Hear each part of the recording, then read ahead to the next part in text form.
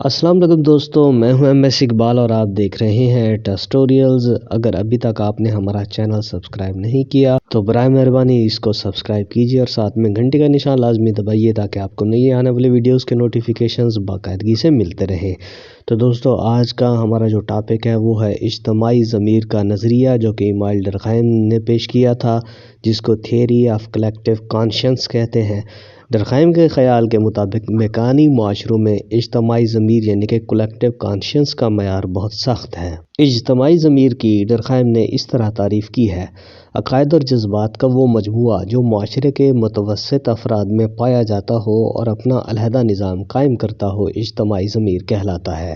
اجتماعی ضمیر افراد میں پایا جاتا ہے۔ چونکہ انسانی یکسانیت کی یہ پیداوار ہے، اس لیے جب معاشرے کے افراد میں یکسانیت اعلیٰ درجہ پر قائم ہو جاتی ہے تو یہ بھی سخت ہو جاتی ہے۔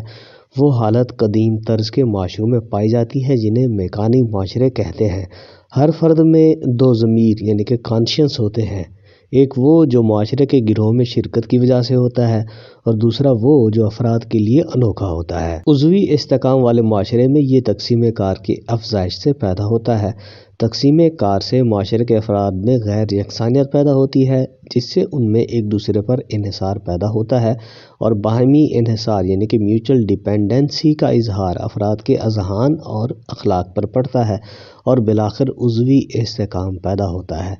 جوں عضوی سالمیت بڑھتی ہے، اسی قدر اجتماعی ضمیر کی اہمیت کم ہو جاتی ہے۔ وہ ترقی یافتہ معاشرے جن میں عضوی استحکام پایا جاتا ہے اخلاقی ترقی کا اظہار کرتے ہیں، مساوات، آزادی، بھائی چارہ اور انصاف کی اقدار پر زور دیتے ہیں۔ اجتماعی ضمیر کو ڈرکھائم نے عقائد و جذبات کا مجموعہ قرار دیا ہے اور ایسے افراد میں پایا جاتا ہے جو معاشرے میں متوسط درجے کی زندگی گزارتے ہیں، یعنی نہ امیر ہوں نہ غریب۔ یہ لوگ معاشرے کی ریڑھ کی ہڈی ہوتے ہیں، اس لیے ان کے عقائد و جذبات کو اجتماعی ضمیر یا معاشرے کے دل کی آواز قرار دیا ہے۔ میکانی معاشرہ اور اجتماعی ضمیر۔ دوسری اہم بات اجتماعی ضمیر کے بارے میں یہ کہی گئی ہے کہ میکانی معاشرے میں یہ ضمیر شدت اختیار کرتا ہے، یعنی یکسانیت رکھنے والے معاشرے میں اجتماعی ضمیر کی آواز سخت ہوتی ہے، یعنی کہ جہاں ڈویژن آف لیبر نہیں ہوتا، لوگ زیادہ تر ایک ہی پیشے سے وابستہ ہوتے ہیں یا ایک شخص کے پاس بہت سارے پیشے ہوتے ہیں اور وہاں اسے دبانا کچلنا مشکل ہوتا ہے۔ جیسے پاکستانی معاشرے، دیہی ہو یا بلدیاتی میں، اجتماعی ضمیر سخت پایا جاتا ہے کیونکہ اس معاشرے کے بلدیاتی علاقے بھی میکانی معاشرے کے بہت سے خواص رکھتے ہیں۔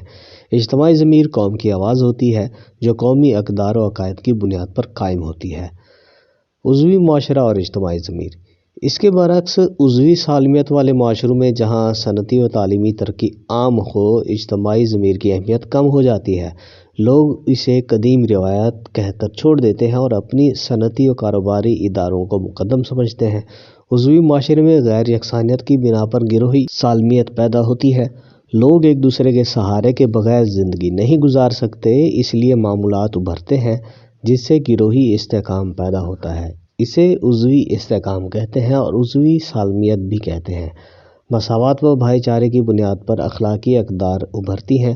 عضوی معاشرے میں اجتماعی ضمیر کو اتنی اہمیت نہیں ہوتی جتنی میکانی معاشرے میں ہوتی ہے۔